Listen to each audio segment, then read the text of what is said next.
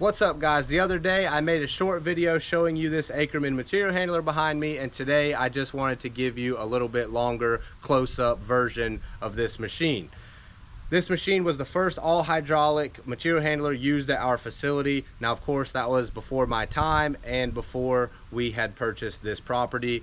Once we took over, this machine did still work for us for a few years, but unfortunately a couple years ago it started having some hydraulic issues and we lost about half the hydraulic functions and ultimately decided it wasn't worth putting any more time or money into, and so it's been sitting right here behind me for probably 4 or 5 years now. We have salvaged some good parts off of it that we're going to keep, but inevitably the rest of this machine is going to get cut up and sent to the steel mill. But let's take a closer look at it before we scrap it.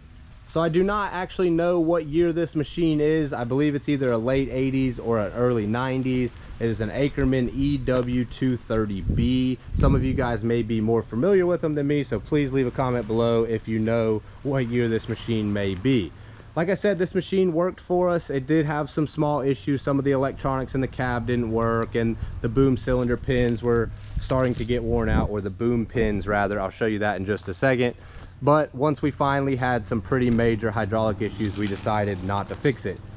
In the short video, some of you guys commented saying that it looked like there was some junk and debris around it, and that's because this machine's been sitting here for 4 or 5 years and it's just sort of been neglected, out of sight, out of mind. So as we get this machine moved and cut up and processed for scrap, all of this stuff will get cleaned back up.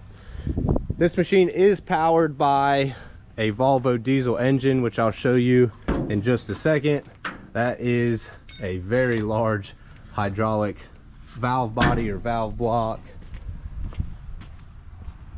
The engine is a Volvo, I forget the exact model, but this engine has actually been rebuilt once before, and the story goes that the previous owner had actually removed the cab off this machine, and I think maybe even the boom, and drove it to a diesel shop and like down the road and got the engine rebuilt, and then drove it back, put it back together, and continued to use it. But everything is still complete and the engine still ran when we parked it here. If I had to guess, if we put fresh batteries in it and hit it with some ether, this thing would probably fire back up, but we probably won't go through the hassle. I know some people had messaged me over on TikTok saying that they would be interested in buying the hydraulic pumps, so if they can use those and we can get those off, we may sell a few parts here and there if people actually need them, but unfortunately we're not going to put a whole lot of time or effort into trying to sell parts. And up here on top we've got the fuel and hydraulic tanks right here. Both of these will obviously have to be drained before we process it for scrap at all, but that won't be a big deal. We'll drain those off the bottom, and then we'll also take any lines loose between there and the pump and drain that as well. There is some more hydraulics. I would say that this machine is very sophisticated and advanced for its day. It's definitely very modern looking, even though this machine is 30 years old. But like I mentioned, the boom pins were wearing pretty bad, and at one point we had added this plate next to the boom pin to try and close the gap a little bit so there wasn't quite as much play. Now obviously to fix this right, those pins would have needed to been replaced and we would have had these line bored, but this machine, like I said, was getting to the point where it was not worth putting money into, and this happened just shortly before it quit working altogether. And you can see the pin on the cab side has worked its way almost all the way out through underneath the cab, so I hadn't really noticed that before until I started showing you guys. And up the boom we have this cable or wire with these couple connectors, and that is the magnet cable. So that runs from where the magnet controller was, which is right here. It's already been removed, but it was right here on this frame, and then it ran down the frame or the boom of the machine to the magnet, and that is what supplied the power to the magnet. I'm gonna climb over onto the other side and get up in the cab so you guys can see what the cab looks like. And I'm not sure how well you can see that, but you can see the machine has just over 18,000 hours. Well, there's not much room up here in the cab, and I can't get the seat to sit back so I could sit down in it, but essentially this is what the controls look like. even after we had purchased it and originally were using it, none of these electronics worked. All this stuff was previously messed up.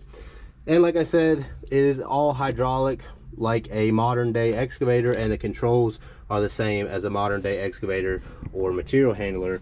And then over here we have the ignition, which it did still start from the key. This was the fuel shutoff, and then this was the throttle. So these still functioned. That's what made the machine run, but the rest of the electronic stuff did not work. I believe this is the original blower motor for the air conditioning, which the original unit did not work, but at some point they did install a red dot rooftop unit, which did work at one point. But unfortunately the door has been left open on this machine for the past few years, and it is absolutely filthy nasty in here. And I didn't mention it, but it's fairly obvious that this is a rubber tire wheel machine instead of a tracked machine. We actually like the wheeled machines here at our facility because we mostly have concrete and not dirt. But I would say that this is probably one of the earlier wheeled machines out there. I know around this era is when the material handlers started to go to wheeled machines, but from this year, or the year that this would have been made, there was definitely still a ton of track machines out there. We have some track machines too. I like those as well, but it kind of just depends on your application. At our main yard we have all concrete, we like the wheeled, and over at our smaller newer yard it's dirt, and we prefer to have tracks over there, but we do have one wheeled machine over there. Well, I just wanted to give you guys a closer look at the machine, especially since it has some pretty important history here at our facility. It's unfortunate that it's almost its time to go, but inevitably, I guess that's what happens to everything once it gets to the end of its useful life.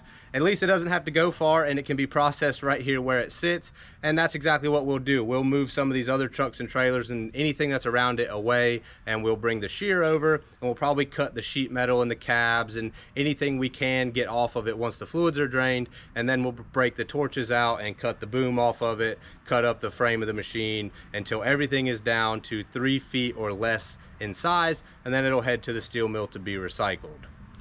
But as always, thank you guys for watching. If you haven't already, hit that subscribe button, and we'll see you on the next one.